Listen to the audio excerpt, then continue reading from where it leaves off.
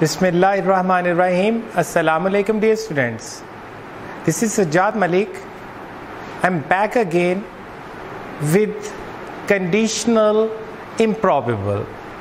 बेटा आज हम इस लेक्चर में कंडीशनल इम्प्रॉबेबल डिस्कस करने जा रहे हैं, जिसे कंडीशनल 2 कहते हैं।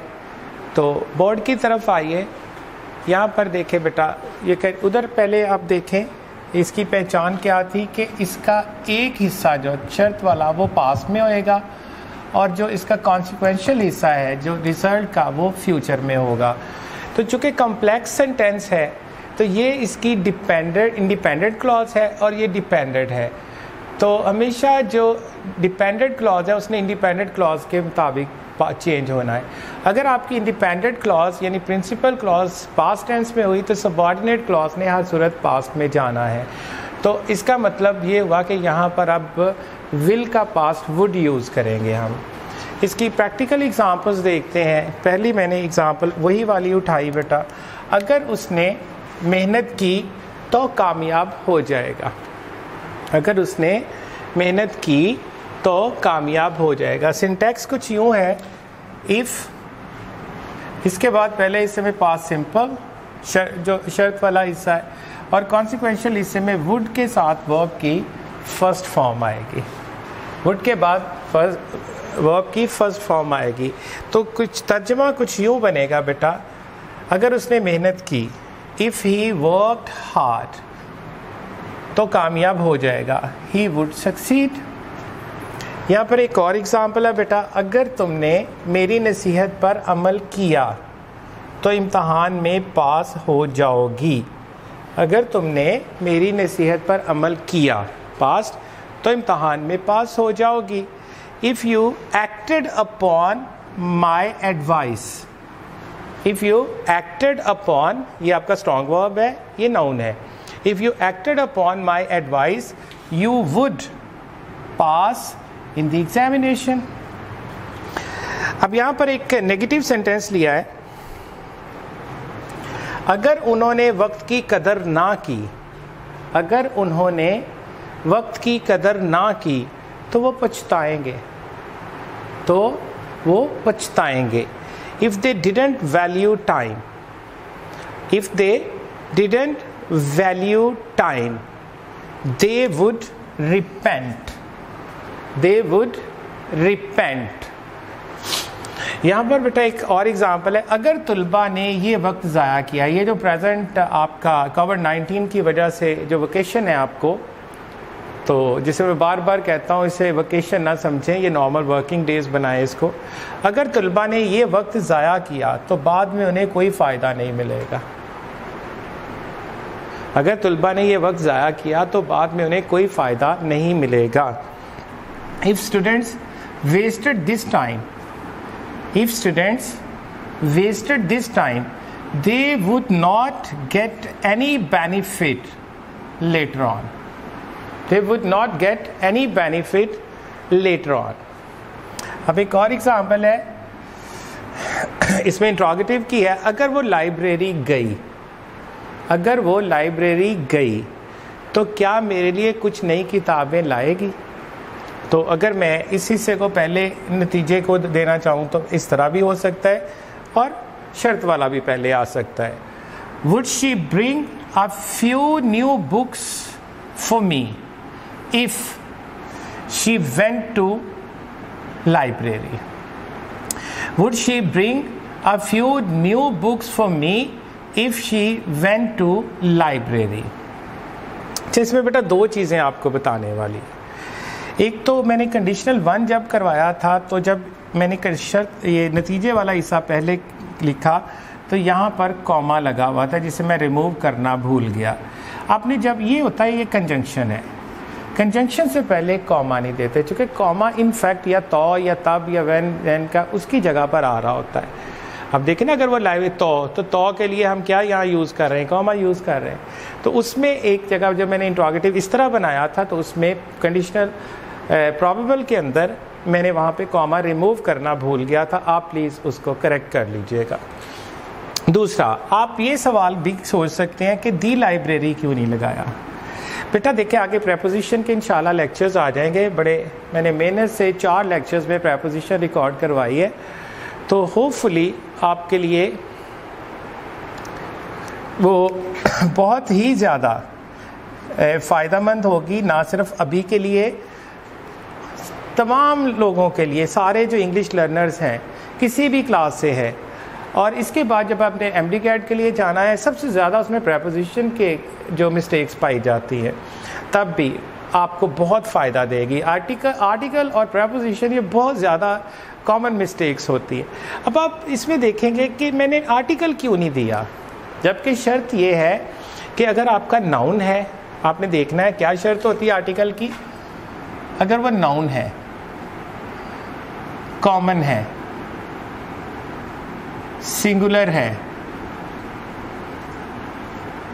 और काउंटेबल है, तो कोई ना कोई आर्टिकल ज़रूर आएगा। ये 4 कंडीशंस अगर पूरी कर रहा है, वो नाउन है, कॉमन है, सिंगुलर है या काउंटेबल है, 4 अगर ये कंडीशंस पूरी कर रहा है तो उससे पहले कोई ना कोई डेफिनेट या इनडेफिनेट आर्टिकल ज़रूर आएगा। तो अब मैंने क्यों नहीं लगाया, देखो ये सेंटेंस है, she goes to college,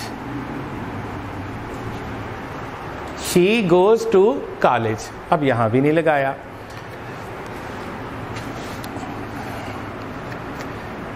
she goes to the college for a walk, अब लगा दिया। देखिए बेटा, शी गोज़ टू कॉलेज, अब हमें अगर इतना लिखेंगे या टू स्टडी, हम ऐसे लिख देते हैं, she goes to college to study, वो कॉलेज जाती है पढ़ने के लिए। अगर हम अकेला भी लिखें शी गोज़ टू कॉलेज, तो मतलब है कि वो जो कॉलेज का पर्पज़ है वही करने जा रही है। अब जिस जगह पे जा रहे हो, जो ऑब्जेक्ट है, अगर तो आप वही पर्पज़ वहाँ परफॉर्म करने जा रहे हैं, तो उसके साथ टू के बाद, प्रेपोजिशन टू के बाद कोई आर्टिकल नहीं आएगा। आप चूँकि कॉलेज पढ़ाई के लिए होता है, ठीक बेटा, तो आप कॉलेज जा रहे हो स्टडी के लिए। अगर आप अकेला भी शी गोज़ टू कॉलेज, तो मतलब इसका अंडरस्टूड है कि वो पढ़ने जा रही है। अगर टू स्टडी ना भी लिखे तो मतलब है। अब यहाँ पे she goes to college for a walk, अब कोई मकसद और हो गया, कॉलेज वॉक के लिए तो नहीं होता। She goes to college to make fun, ये इंटरटेनमेंट के लिए भी नहीं होता। She goes to college to see her old friends, ये भी कोई पर्पज़ ना हुआ। इनफैक्ट जो असल पर्पज़ है, जिस फॉर एग्जाम्पल कोई हॉस्पिटल जाता है, he goes to hospital for his treatment, तो हॉस्पिटल, ही गोज़ टू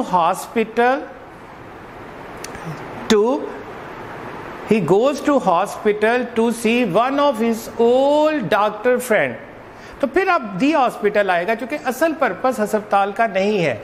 इस तरह she goes to college, she goes to the college for a walk, अब ये वॉक के लिए नहीं जगह बनी, कोई डांसिंग के लिए नहीं बनी, कोई सिंगिंग के लिए नहीं बनी, कोई इंटरटेनमेंट के लिए एक्सकर्शन प्लेस नहीं है। जब उससे हट के कोई पर्पज़ लिया जाएगा, फिर आप डेफिनेट आर्टिकल लगाएंगे।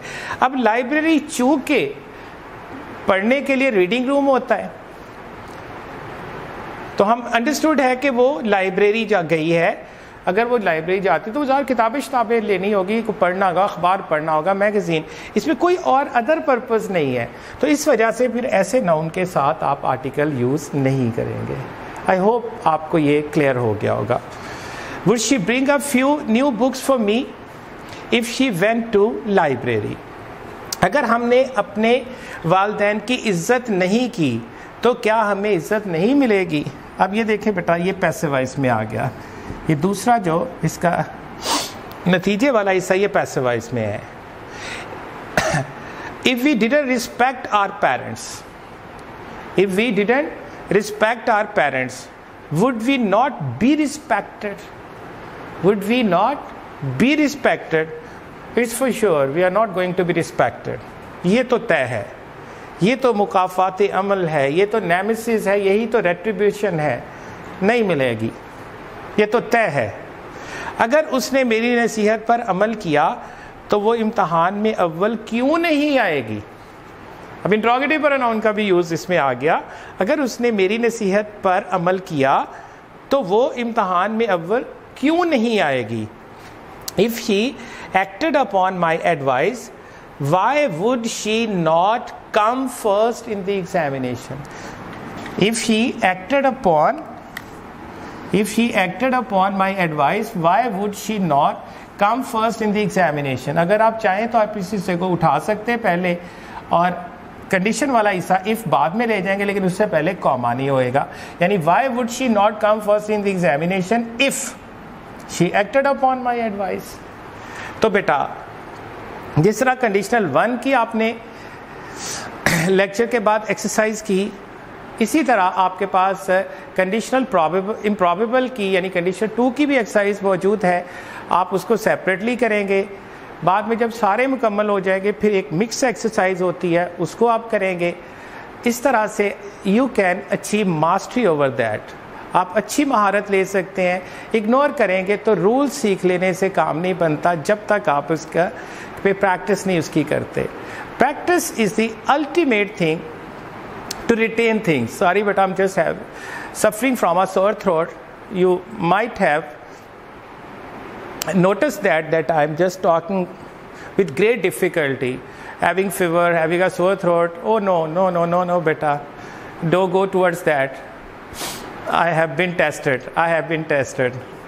My antibodies test is negative, mashallah.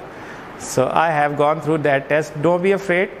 So alhamdulillah, I'm secure from that side, but it's a routine one. You know, our job is just to lecture all the day, to keep on walking, sometimes cold water or things like that.